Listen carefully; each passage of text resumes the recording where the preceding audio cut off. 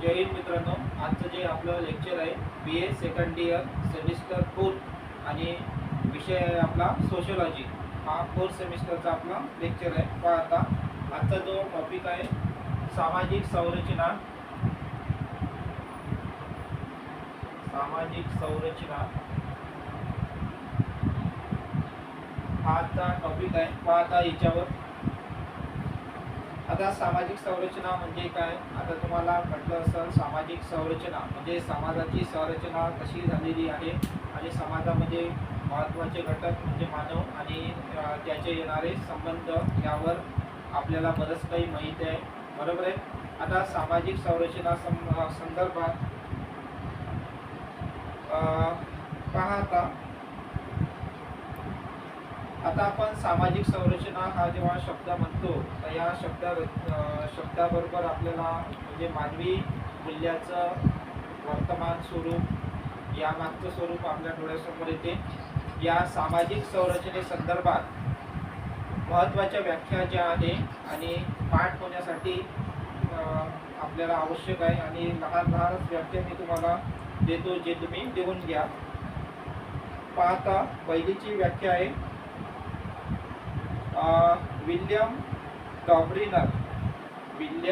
डॉब्रिनर यांनी केलेली व्याख्या। पहा पहिली, सुव्यवस्थित, स्थिर व पुन्हा पुन्हा निर्माण होणाऱ्या परस्पर संबंधांनी सामाजिक संरचना निर्माण होते। पहिली पुन्हा पहा, सुव्यवस्थित, स्थिर व पुन्हा पुन्हा निर्माण, सुव्यवस्थित, स्थिर व पुन्हा पुन्हा निर्माण होणाऱ्या परस्पर संबंधांनी सामाजिक संरचना निर्माण होते। हे विल्यम डॉब्रिनर यांची व्याख्या। अधिक दुसरी लिहा, लहानवालीच पहा, दुसरी व्याख्या लिहा यांची मेयर पोर्ट्स यांची व्याख्या लिहा। विशिष्ट समाजात विविध प्रकारच्या सामाजिक संबंधांची परस्पर संलग्नता, अनन्यश्रितता यांच्याद्वारे निर्माण होणारी व्यवस्था म्हणजे सामाजिक संरचना होय। या झाल्या व्याख्या। आता पाहू आपण सामाजिक संरचनेचे वैशिष्ट्ये। आता आपण वैशिष्ट्ये बघणार आहे सामाजिक संरचना यांचे वैशिष्ट्ये। पहा,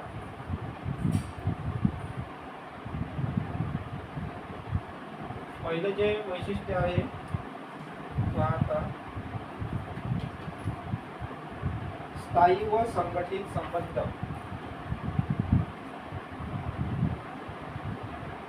स्थायी व संघटित संबंध, स्थायी आणि संघटित संबंध पहिलं वैशिष्ट्य पहा। याबद्दल आपण एक्सप्लेन करू। सामाजिक संरचनेच्या संकल्पनेत प्रामुख्याने व्यक्तीमधील स्थायी व संघटित स्वरूपाचे परस्पर संबंध अभिप्रेत असतात। आता स्थायी आणि संघटित संबंध म्हणजे काय। सामाजिक संरचनेच्या बाबतीत व्यक्तीमधील स्थायी आणि संघटित स्वरूपाचे संबंध हे अभिप्रेत आहे। जसं कुटुंब या व्यवस्थेत पती पत्नी, आई मुलगा यासारख्या भूमिका धारकांच्या जबाबदाऱ्या कोणत्या, त्यांनी परस्पराशी कसे वागावे हे स्पष्ट करणारी प्रमाणके व मूल्य रूढ असतात आणि कुटुंब सदस्यांच्या आंतरक्रिया प्रमाणके व मूल्य यांना अनुसरून सुरू असतात। त्यामुळे त्यांच्यातील सुव्यवस्थित, स्थिर व पुन्हा पुन्हा निर्माण होणाऱ्या सामाजिक संबंधांची रचना निर्माण होते।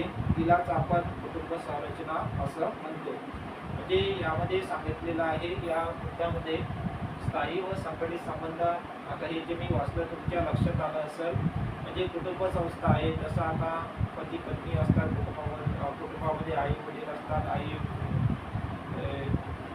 मुलगा आई असते, मुलगा वडील असते, यांचे जे स्थायी संबंध आहे कशा स्वरूपाचे टिकून राहतात या संदर्भात आणि त्या संदर्भात हे आपल्याला एक्सप्लेन आणि त्या मुद्द्याद्वारे असं आपल्याला लिहायचं असते. नंतर पहा 2 नंबरचं वैशिष्ट्य सदस्य विचार. 2 नंबरचं वैशिष्ट्य आहे सदस्य विचार.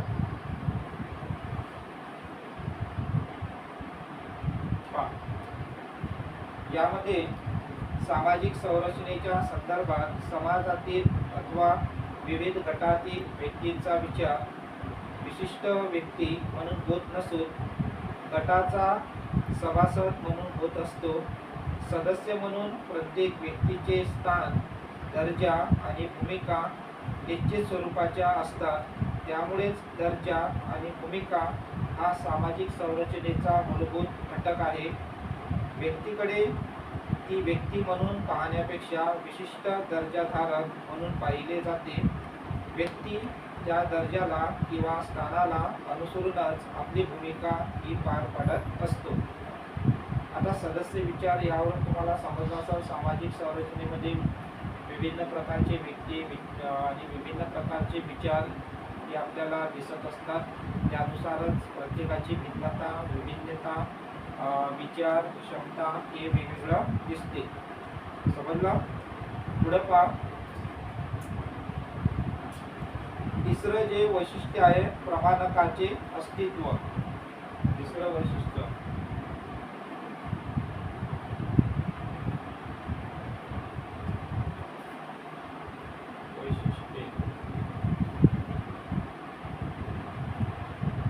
प्रमाणकाचे वैशिष्ट्य हे तिसरं वैशिष्ट्य. प्रमाणकाचे अस्तित्व निर्णयाचं अस्तित्व आहे. यामध्ये पहा सामाजिक संरचनेमध्ये उद्दिष्टांच्या पूर्तीसाठी कार्यरत असणाऱ्या कोणत्याही गटातील वेगवेगळ्या दर्जा अथवा भूमिका धारकातील परस्पर संबंधामध्ये सातत्य असणे गरजेचे असते. त्यासाठी भूमिकांची अंतर्वस्तू अथवा आशय तसेच गटातील विविध भूमिकांमधील परस्पर संबंधाचे निर्धारण करणारी नियमने किंवा प्रमाणके प्रत्येक समूहात असणे आवश्यक असते. ही प्रमाणके समूहाच्या मूल्य व्यवस्थेशी निगडीत असतात. तर प्रमाणक म्हणजे काय? प्रत्येक व्यक्तीचे आचार विचार आणि त्या संबंधात येणारे मूल्य जोपासणे हे इथं आपल्याला दिसते. नंतरचं वैशिष्ट्य आहे एकसूत्रता आणि क्रमबद्धता. हे नंतरचं वैशिष्ट्य आहे. घेऊन घ्या 4 नंबरचं वैशिष्ट्य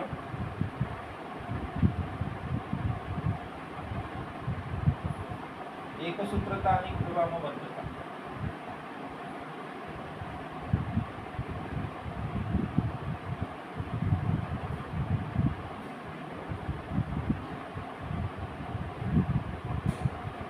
चौथं वैशिष्ट्य पहा. सामाजिक संरचनेत विविध दर्जे धारण करणाऱ्या व्यक्तीचे परस्पर संबंध स्वच्छंद स्वरूपाचे नसतात, तर त्यांच्यात सूत्रबद्धता, क्रमबद्धता, सुसंवाद असतो. या व्यक्ती आपल्या गरजांची पूर्तता करण्यासाठी विविध गट व उपगटामध्ये सहभागी होतात. म्हणजे मिक्स न होता जसे प्रत्येकाचे ग्रुप करणं आवश्यक असते, यामध्ये सुद्धा आपल्याला त्याच प्रकारचं दिसते. शेवटचं जे वैशिष्ट्य आहे स्थायी आणि संघटित गट.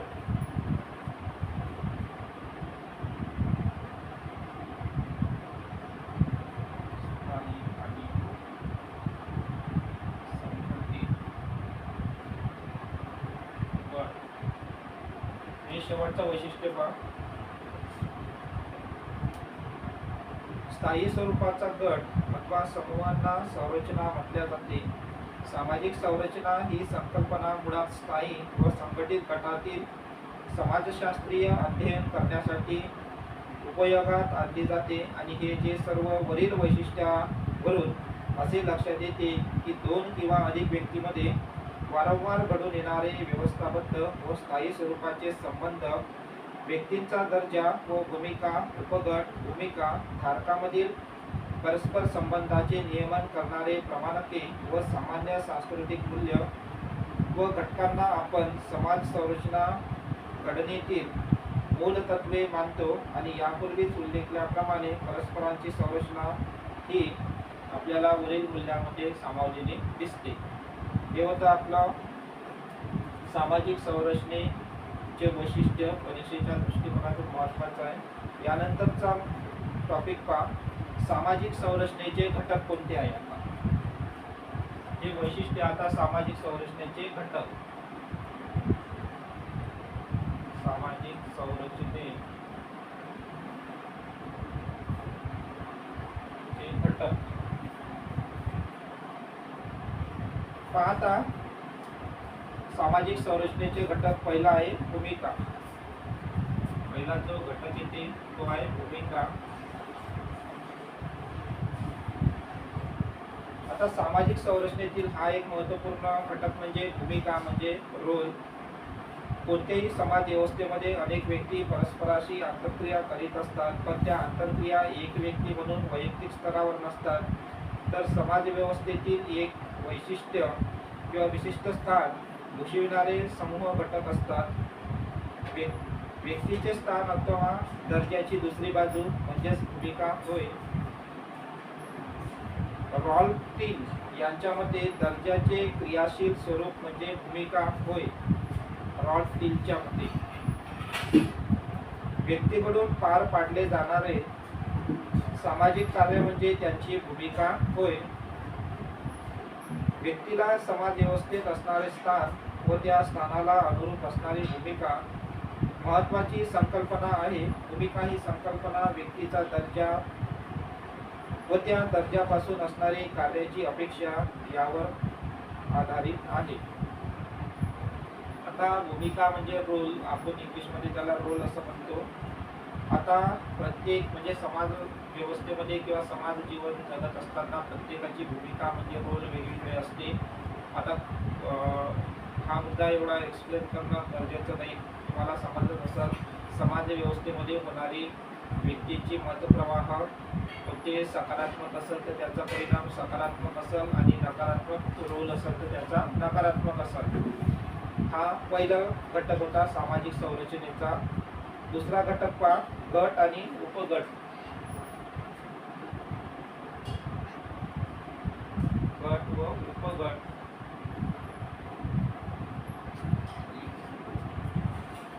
यामध्ये पहा, गट किंवा समूह हा समाज संरचनेचा दुसरा महत्त्वपूर्ण घटक आहे.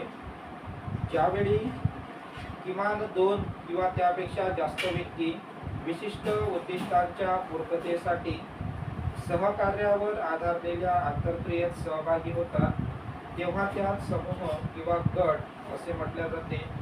अनेक व्यक्ती, ज्या व्यक्ती स्वतःच्या काही गरजा भागविण्यासाठी एकत्र येऊन परस्पराशी आंतरक्रिया करतात, त्यातूनच गटांची निर्मिती होते. प्रत्येक संरचनेत विविध गट अंतर्भूत असतात. पाहता, आता गट आणि उपगट तुम्हाला समजलं असेल. आता गटाची निर्मिती कशी होते, जेव्हा एकापेक्षा जास्त व्यक्ती जेव्हा एकत्र येतात त्यापासून गटाची निर्मिती होते. आणि या गट या समूहाद्वारे व्यक्तीमध्ये होणारे मतप्रवाह जे जर समाजाच्या हिताचे असेल तर नक्की याचा उपयोग सकारात्मक होईल, आणि जर दुरुपयोग जर या गटांमार्फत झाला तर याचा दुरुपयोग समाजासाठी हानिकारक ठरते. म्हणून गट आणि त्यातून गटाची होणारी संरचना आणि विशिष्ट गट अंतर्भूत म्हणजे त्या गटामध्ये सुद्धा काय असते, आंतरक्रिया असते. एकमेकांमध्ये आंतरक्रिया सामावलेली असते. आणि या गटाच्या उद्देशातून असणाऱ्या दुय्यम गट सुद्धा असं म्हटलं जाते. आणि कुटुंब, शेजार हे प्राथमिक गट आहे, तर शाळा, महाविद्यालय, राजकीय पक्ष हे दुय्यम गट आहेत. समाजामध्ये विविध गरजांच्या अनुषंगानेच अनेक गट निर्माण झालेले दिसतात. आणि एखाद्या विशाल गटास अनेक लहान मोठे गट, उपगट सुद्धा असू शकतात. नाही, असतातच. तिसरं जे समाज संरचनेचा घटक आहे प्रमाणके.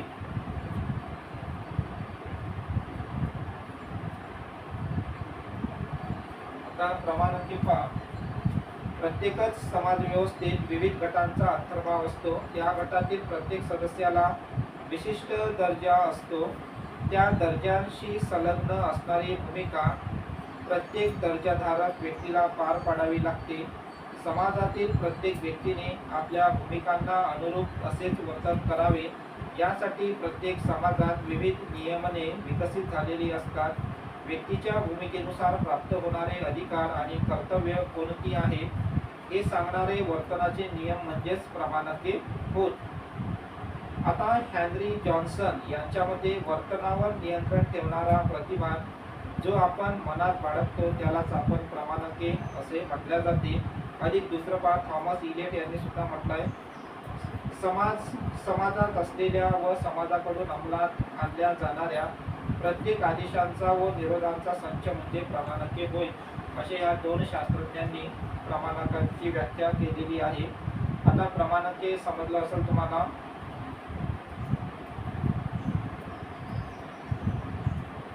प्रमाणके म्हणजे काय? समाजात राहत असताना प्रत्येक मानवाला आपली समाजामध्ये आपले कर्तव्य कोणते, आपला रोल कोणता हे ठरवणारा मापदंड म्हणजे काय? प्रमाणके असं आपल्याला इथं सांगता येते. समजला. नंतरचा जो घटक आहे सांस्कृतिक मूल्य. नंतरचा घटक आहे सांस्कृतिक मूल्य.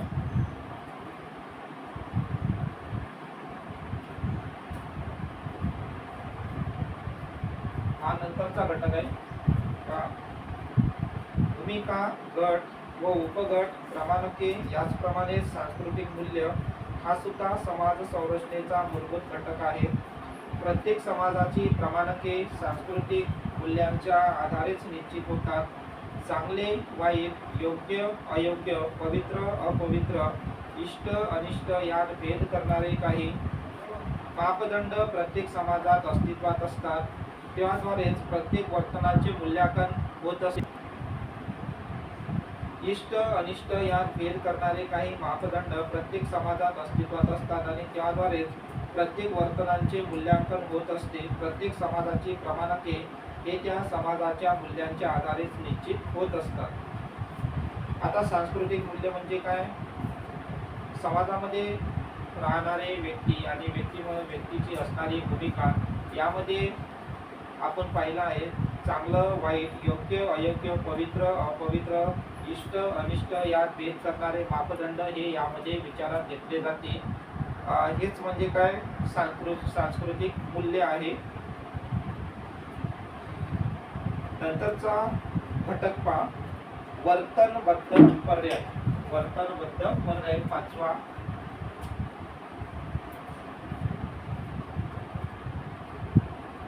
वर्तनबद्ध पर्याय हा पाचवा घटक.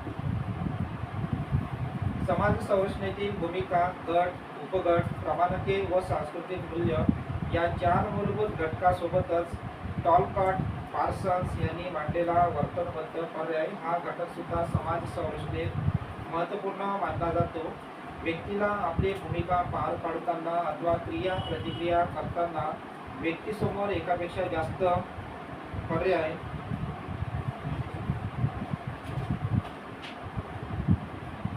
असतात आणि या अनेक पर्यायातून एकाची निवड समाज संरचना व्यक्तीस कसे वर्तन करावयास भाग पाडते यावरही सुद्धा अवलंबून असते. आता वर्तनबद्ध पर्याय आपल्याला काय सांगते? समाज संरचनातील भूमिका, गट, उपगट, प्रमाणके, सांस्कृतिक मूल्य या चार मूलभूत घटकासोबतच टॉलकॉट आणि पार्सन्स यांनी मांडलेला हा जो वर्तनबद्ध पर्याय आहे हा घटक सुद्धा समाज संरचनेमध्ये महत्त्वपूर्ण स्थान आहे. व्यक्तीला आपली भूमिका पार पाडताना अथवा क्रिया प्रतिक्रिया करताना व्यक्तीसमोर एकापेक्षा जास्त पर्याय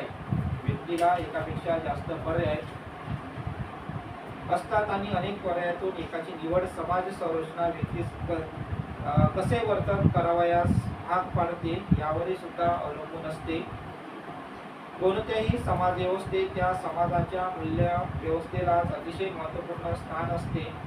अडचणीच्या अथवा पेचाच्या प्रसंगी वर्तनाचा कोणता पर्याय निवडलेला असेल आणि त्या विशिष्ट व्यक्तीने सामाजिक व्यवस्थेत कोणता भाग स्वीकारलेला आहे यावरच तो अवलंबून असते. त्यामुळे वर्तनबद्ध पर्याय हा सुद्धा समान संरचनेचा एक महत्त्वपूर्ण घटक ठरतो. समजलं? आता पुढं पहा.